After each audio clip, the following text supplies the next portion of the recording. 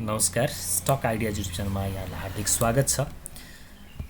आज भाइटिकाको उपलक्ष्यमा सर्वप्रथम त तपाईहरु सम्पूर्णलाई हार्दिक मङ्गलमय शुभकामना व्यक्त गर्न चाहन्छु। त्यसपछि सुरुवात गरौँ आजको सेक्टर विश्लेषण अन्तर्गत मैले एउटा सेक्टर लिएर आएको छु, ट्रेडिङ सेक्टर। यो चाहिँ सबैभन्दा कम कम्पनी भएको सेक्टर हो। यसमा जम्मा दुईवटा कम्पनी छ, त्यो चाहिँ बीबीसी र एसटीसी हो।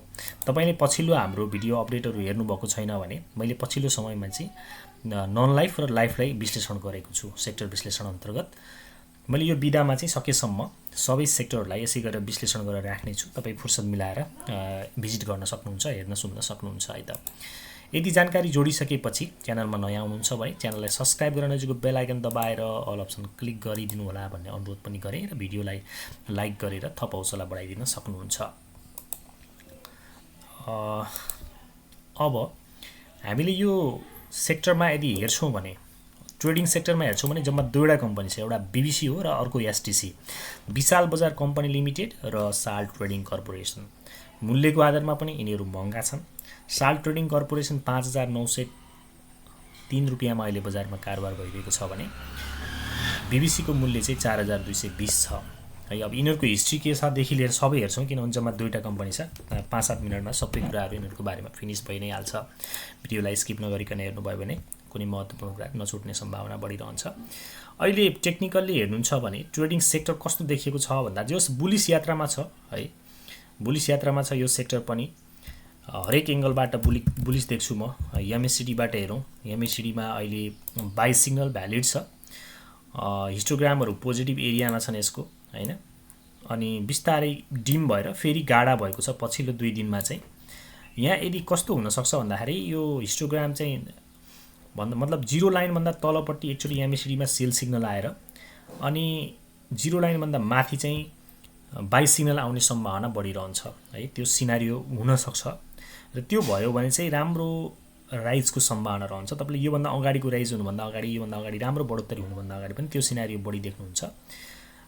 वा तपाईले जब यसको बाइ सिग्नल चाहिँ पोजिटिभ एरियामा देखा पर्छ अथवा यो तलै बाइ सिग्नल आएर पोजिटिभ एरियामा बढ्छन्, त्यसपछि यसको यात्रा अलि स्ट्रङ बन्छ भन्ने आकलन हामीले गर्न सक्छौं एमएससीडी को एंगलबाट हैन।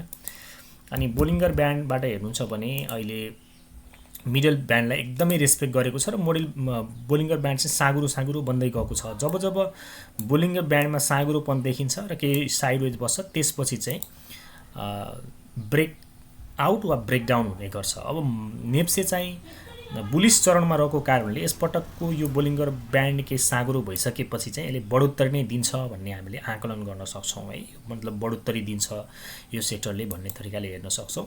र यो भनिरहँदा यी दुवै कम्पनी जुन ट्रेडिङमा छन् बीबीसी र एसटीसी, दुवै कम्पनीहरु चाहिँ मूल्यको आधारमा अलिकति महँगा छन्। सो सानो लगानीकर्ताहरूले यो पोर्टफोलियोमा एउटा पोर्टफोलियो म्यानेजमेन्टको लागि राख्नै पर्छ भन्ने जस्तो पनि लाग्दैन, तर केही जोखिम भने पक्कै पनि यसमा हामीले लिन सक्छौं। अब यिनीहरूको हिस्ट्रीबाट सुरु गरौँ। पहिला सुरुमा चाहिँ बीबीसी बाट सुरु गरौँ। बीबीसी अहिले हेर्नुहुन्छ भने कस्तो पोजिसनमा छ त है। अकुमुलेसन डिस्ट्रिब्युसन देखि एमएससीडी मा बाइ सिग्नल छ अहिले पनि हैन। अनि साइडवेजमा छ। पछिल्लो समय एउटा रेज दिएको थियो यसले लगभग 5193 सम्म। किन यसले अहिलेसम्म के पनि दिएको छैन र पनि मूल्य यहाँ छ भन्ने पनि लाग्न सक्छ तपाई हामीलाई हैन। बीबीसी को अहिले हामी यसको यदि हिस्ट्री हेर्छौं भने अहिलेसम्म यसले कुनै डिभिडेन्ड चाहिँ दिएको इतिहास नै छैन र यसको यहाँ मूल्य पुग्नुको पछाडी चाहिँ यसको सप्लाई पक्ष नै हो भन्ने लाग्छ मलाई। सप्लाई पक्ष कम छ र कुनै दिन यसले बम्पर लाभांश दिन सक्छ भन्ने आशा चाहिँ लगानीकर्तामा हुन सक्छ। यसमा 85.26% चाहिँ पब्लिक शेयर छ र 14.74% चाहिँ प्रमोटर शेयर हो हैन। अनि यसको टोटल लिस्टेड शेयर हेर्नुहुन्छ भने बीबीसी को कति छ त भन्दा आउटस्ट्यान्डिङ शेयर जम्मा 4,91,400 छ हैन। त्यसमध्ये फ्लोटेड चाहिँ 4,18,967 चाहिँ यो पब्लिकसँग भएको शेयर हो। यति थोरै किता भएको कारणले पनि यसको मूल्य माथि सस्टेन भएको हो र कुनै दिन यसले लाभांश दिन्छ भन्ने आम लगानीकर्तामा एउटा आशा पनि छ कि भन्ने लाग्छ। फन्डामेन्टली हेर्दाखेरि एक वर्षमा चाहिँ यसको बढोत्तरी 20% ले भएको छ। अरु फन्डामेन्टली हेर्दाखेरि चाहिँ 250.25 को ईपीएस छ। पी रेशियो को आधारमा अझै पनि यो सस्तो नै देखिन्छ, किनभने 16.8 छ। 20 भन्दा तल पी रेशियो भएकोलाई हामीले चाहिँ जस ठिकै मान्छौं हैन।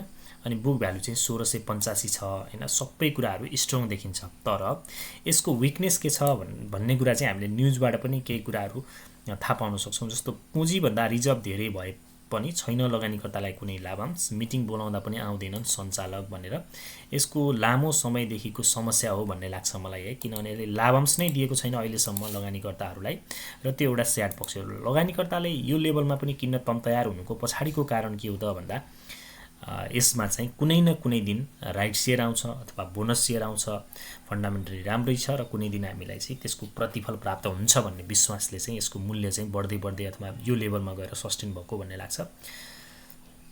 राष्ट्रिय बीमा कम्पनीले धेरै समयपछि बल्ल साधारण सभा बोलाए पनि विशाल बजार कम्पनीले अहिलेसम्म एजीएम ढाकेको छैन। हेर्नुहोस्, हरेक वर्ष लगानीकर्ताको हात खाली गर्दै आएको विशाल बजारले त अहिलेसम्म अडिट पनि गरेको छैन र यसले समयमा एजीएम ढाक्ने अनि लाभांश वितरण गर्ने कुनै छाँटकाट नै देखाएको छैन।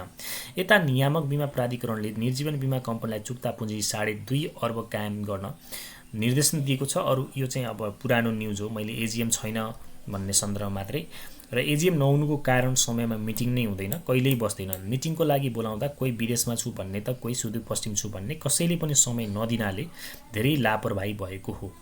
सरकारको लगानी भएको र सञ्चालकहरूमा जिम्मेवारी बोध कम हुँदा लापरवाही धेरै भएको मान्न सकिन्छ। यी दुई कम्पनीमा यो चाहिँ उसँग तुलना गरेर हेरेको छ नेपाल बीमा कम्पनीसँग, यसको चाहिँ अहिलेसम्म एजीएम बसेको छैन र यसले लाभांश पनि दिएको छैन।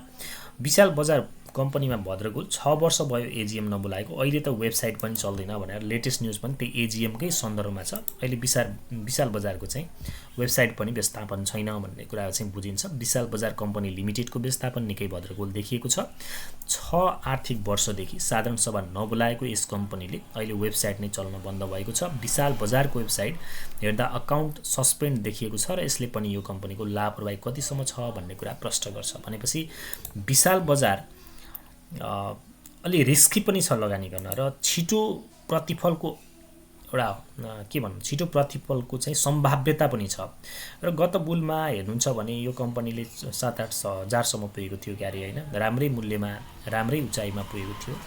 लेटेस्ट स्विङमा पनि हेर्नुहुन्छ भने यो 5305 मा पुगेको थियो भने अहिले 4000 मा छ, 4220 मा। भनेपछि लगभग 1000 पोइन्टको यसले डिक्लाइन दिएको छ लेटेस्टमा पनि। अहिले चाहिँ हामीले बाई गर्न मिल्छ। यो ट्रेडको एंगलबाट हेर्नु होला, यसलाई धेरै इन्भेस्टमेन्ट भन्दा पनि ट्रेड गर्ने निस्किने गर्न सक्नुहुन्छ। सप्लाई कम भएको कारणले पनि मूल्य बढ्न थाल्यो भने धेरै दिन नै लाग्दैन, 1-2 सर्किटमै त्यो लेभलमा पुगि नै हाल्छ हैन। जस्तो फर इक्जाम्पल तपाईले चाहिँ अहिले लिहाल्नु भयो भने 4027 को लेभलमा सपोर्ट छ। यो सपोर्टलाई चाहिँ तपाईले सपोर्ट मानेर अहिले तपाई लिन सक्नुहुन्छ। यसको एकदम साइडवेज लेभल भनेको यही हो, 4000 देखि 4579 सम्मको लेभल साइडवेज हो। यही लेभलमा तपाईले बाईको स्ट्र्याटेजी लिन सक्नुहुन्छ। अब 10 किता किन्नको लागि पनि अब यसमा तपाईलाई 42200 लाग्ने भएको छ। त्यो मानेमा पनि सानो लगानीकर्ताहरूले चाहिँ खासै नगए पनि हुन्छ भन्ने कारण चाहिँ मेरो त्यो हो। किनभने बाइचान्स घटिहाल्यो भने एभरेज गर्न पनि ठुलो रकमको आवश्यकता परि नै हाल्छ है त। यो चाहिँ विशाल बजारको सन्दर्भमा भयो। रिस्क टेकरहरूको लागि अथवा अलि बिग मनीहरूको लागि फेरि यो अवसर पनि हुन सक्छ। किनभने तपाईले चाहेर पनि केही मुभ ल्याउन सक्नुहुन्छ क्या। तपाईसँग पुँजी छ भने अब आफै हेर्नुस् न, थोरै सप्लाई छ, उसो त पुँजीको थुप्रै आवश्यकता पर्छ, धेरै नै पुँजीको आवश्यकता पर्छ। तर मुभ चाहिँ बहुतै फास्ट हुन्छ यसमा आयो भने चाहिँ। त्यसको धैर्यता, अब त्यो मुभ आयो भने केही प्रफिट लिन्छु भन्ने साथीहरूको लागि चाहिँ बेटर नै छ भन्ने लाग्छ। अप टु बुल चाहिँ अहिलेको मूल्यबाट लगभग डबल चाहिँ पुग्छ भन्ने अपेक्षा हो। किनभने योभन्दा भद्रगोल स्थिति भोलिका दिनमा नआउला। अहिले भद्रगोल स्थितिमा यो छ भने भोलिका दिनमा बाइचान्स एजिएम बस्यो अथवा केही बेटर भयो भने चाहिँ हामीले यसको केही फर्दर मूल्यमा राम्रोपन देख्न सक्छौँ भन्ने लाग्छ। अब यो दुईटामा कुन लिने, कुन बेटर भन्ने सन्दर्भ मेरो धारणा अन्तिममा आउँछ। अनि दोस्रो कम्पनी चाहिँ एसटीसी छ। यो सेक्टरमा दोस्रो कम्पनीको रूपमा एसटीसी छ। यसको पनि एसटीसी को पनि लगभग चार्ट त्यस्तै खालको छ। एमएससीडी मा त बाई सिग्नल नै भ्यालिड छ अहिलेसम्म हैन। अनि मिडल ब्यान्डलाई रेस्पेक्ट गरेको देखिन्छ। सपोर्ट हेर्नुहुन्छ भने 5650 मा राम्रै सपोर्ट छ। यसलाई चाहिँ एसटीसी को हेर्नुहुन्छ भने अहिले आफैमा एउटा सपोर्ट जोनमा आएर यो लगभग सपोर्ट जोनलाई रेस्पेक्ट गरेको छ हैन। यो भन्दा अगाडि चाहिँ एकचोटी ब्रेकडाउन दियो, त्यसपछि यहाँ कतिपय साथीको स्टप लस पनि हिट भयो होला हैन। कहिलेकाहीँ फेक ब्रेकडाउन हुन्छ, सेम त्यस्तै भएको छ यसमा। अनि अब चाहिँ 5803 आफैमा सपोर्ट हो अनि 5650 पनि दोस्रो सपोर्ट हो हैन। यो लेभलमा चाहिँ यसले रेस्पेक्ट गर्छ भन्ने लाग्छ। अनि त्यसपछि यो चाहिँ त्यस्तो विशाल बजार जस्तो लाभांश नै नदिने कम्पनी चाहिँ होइन। यसले हरेक वर्ष लाभांश दिएको छ। साल्ट ट्रेड कर्पोरेसनले चाहिँ लाभांश भने दिएको इतिहास छ। लाभांश हेर्नुहुन्छ भने प्रायः यसले क्यास डिभिडेन्डलाई अलिकति बढी फोकस गरेको देखिन्छ, तर बोनस पनि मिलाएर दिने गर्छ हैन। अहिलेसम्म राइट सेयर चाहिँ आएको छैन। सप्लाई त कम नै भएको कम्पनी हो। 70-71 बाट डाटा चेक गर्छौँ भने 10-10 गरेर दिएको छ 20%, त्यसैगरी 10-15 गरेर दिएको छ 25%, 20-5 गरेर 25%, 10-25 गरेर 35%, 10-25 गरेर 35% गरेर बोनस र क्यास गरेर मिलाएर दिएको छ। गत आर्थिक वर्ष 79-80 मा चाहिँ 15% बोनस सेयर दिएको देखिन्छ र 0.7 यो क्यास चाहिँ ट्याक्स तिर्ने प्रयोजनको लागि दिएको देखिन्छ। कम्पाउन्डिङ ग्रोथको पोसिबिलिटी चाहिँ एसटीसीमा बढी देखियो। उसो त यति नै लाभांश दिने कम्पनीहरू धेरै सस्ता पनि छन्, यसमा किन जाने भन्ने लजिक पनि हुनसक्छ। तर भनिन्छ सेयर बजारमा केही पनि सस्तो हुँदैन, केही पनि महँगो हुँदैन हैन। त्यो मानेमा यदि तपाईले त्यो मान्यतालाई चाहिँ मान्नुहुन्छ भने चाहिँ तपाई यसमा जान सक्नुहुन्छ। र दुईटा कम्पनीमा यदि तपाई जानुहुन्छ भने मेरो विचारमा चाहिँ बीबीसी भन्दा एसटीसी अलि बढी सेभ हुन्छ भन्ने लाग्छ हैन। हामी ट्रेन लाइन पनि खिचेर हेरौँ कतिको सपोर्टमा अहिले सस्टेन भएर बसेको छ है। कुन चाहिँ सपोर्टबाट हामीले यसलाई लिन सक्छौं, अहिले लिँदाखेरि स्टप लस कता लगाउने भन्ने सन्दर्भमा पनि एकपटक हेरौँ है त। यदि हामीले यसलाई चाहिँ लाइन चार्टमा लगेर हेर्छौं भने र यसको ट्रेन लाइन चाहिँ खिचेर यदि तपाईले हेर्नुहुन्छ भने अब यसलाई ट्रेन लाइन मान्न सकिन्छ हैन। एउटा यो भइहाल्यो। यसलाई यदि तपाईले ट्रेन लाइन मान्नुहुन्छ भन्दाखेरि अहिले एकदम ट्रेन लाइनलाई रेस्पेक्ट नै गरेको छ है यो कम्पनीले। त्यसकारणले तपाईले यसमा जान सक्नुहुन्छ यो लेभलमा बाइको लागि हैन। इन्ट्राडे लोमा बसेर पनि एकै दिनमा 150 अंक चाहिँ यसमा इजिली तलमाथि हुन्छ। 100-200 अंकले पनि पर्सेन्टमा एकदम पर्सेन्टमा राख्नुहुन्छ भन्दा 200-300 केही पनि हुँदैन नि त यसमा। त्यो हिसाबले सपोर्टलाई एकदम राम्रो रेस्पेक्ट गरेको कम्पनी छ अहिलेसम्म चाहिँ। सो तपाई जानुभयो भने 5650 सम्म चाहिँ तपाई होपफुल बन्ने हो। त्यो भन्दा पनि तल विथ भोल्युम है, फेरि विदाउट भोल्युम हैन। विथ भोल्युमको गिरावट हुन सुरु गर्छ भने स्टप लस गराउन चाहिँ भुल्नु हुँदैन, किनभने धेरै महँगो छ। ठुलो फल आयो भने चाहिँ ठुलो नोक्सानी हुन्छ। अहिलेको पहिलेको बुलमा चाहिँ यो कम्पनी 12,000 सम्म पुगेको थियो। त्यो मानेमा डबल हुने ठाउँ अझै पनि छ। कम्पाउन्डिङ ग्रोथ पनि हुने प्लस क्यापिटल गेन पनि हुने पोसिबिलिटी बढी अनि फन्डामेन्टली पनि राम्रो र यसले निरन्तर रूपमा केही न केही बोनस दिने भएको हुनाले तपाई रिस्क रिवार्ड रेशियोमा बीबीसी भन्दा यसमा बढी सुरक्षित हुनुहुन्छ कि भन्ने लाग्छ। र सो दुई मध्ये एउटा कम्पनी रोज्नु पर्यो भने चाहिँ मेरो चोइस एसटीसी बन्छ। यसको मतलब मैले बीबीसीलाई नराम्रो चाहिँ भन्दिन, तर कम्पेरेटिभली कमसेकम यसले चाहिँ प्रत्येक वर्ष एजीएम गर्ने, प्रत्येक वर्ष लाभांश दिने भएको हुनाले त्यो भन्दा त धेरै डिसिप्लिन कम्पनी छ भन्ने कुरा चाहिँ क्लियर छ है। त्यसकारणले यो कम्पनीलाई चाहिँ मैले प्रिफर गर्छु दुईवटा मध्ये एउटा लिनु पर्यो भने।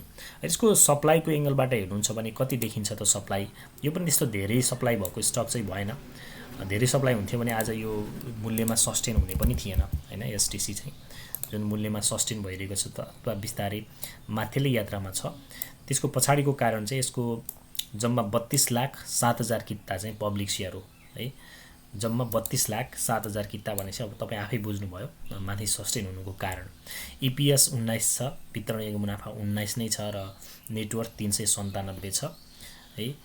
पी रेशियो चाहिँ 279। पी रेशियोको आधारमा भने यो अलिकति महँगो देखिन्छ हैन, अलिकति हैन धेरै नै महँगो देखिन्छ। तर पनि यसमा मैले केही न केही पोसिबिलिटी अथवा केही न केही सम्भाव्यता चाहिँ बेटर देख्छु। लेटेस्ट हाई पनि हेर्नुहुन्छ भने लगभग 6,900 करिब 7,000 सम्म त पुगेको थियो भनेपछि अहिले 5,903 भनेपछि 1000 पोइन्ट पछिल्लो हाईबाट पनि तल आएर बसेको छ। सो यसको साइडवेज लेभल 5,639 देखि 6,200 सम्म हुन्छ। त्यसपछि यो माथि बढ्छ भने नयाँ हाई बनाउँछ। तर लिने नै हो भने यसले ब्रेकआउट कुर्नु भन्दा पनि यतितिर थोरै थोरै किता चाहिँ अकुमुलेसन गर्दा बेटर हुन्छ भन्ने मेरो धारणा। हस् त आजलाई यति जोडे। फेरि अर्को भिडियोमा अर्को सेक्टरको विश्लेषण लिएर आउनेछु। यहाँको समय शुभ रहोस् र आजको दिन शुभ रहोस्। नमस्कार, शुभ समय।